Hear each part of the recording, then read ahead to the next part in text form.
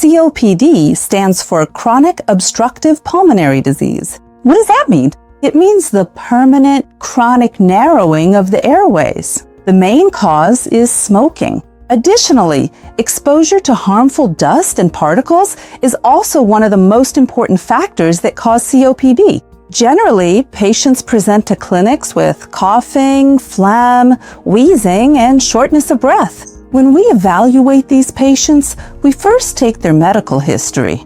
A history of smoking in their background is very significant for us. This patient group is generally around 40 years of age.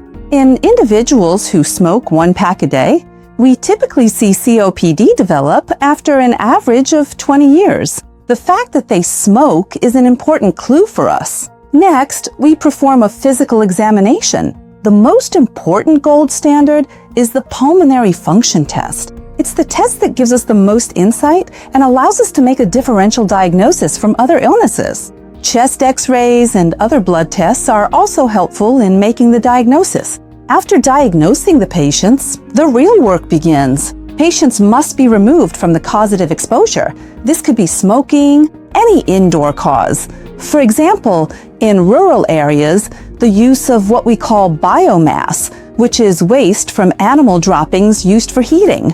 Or it could be an occupational exposure. It is necessary to remove patients from these sources of exposure. Secondly, we pulmonologists all prescribe treatments that relax and soothe the bronchial tubes. These are the treatments popularly known as puffers or inhalers.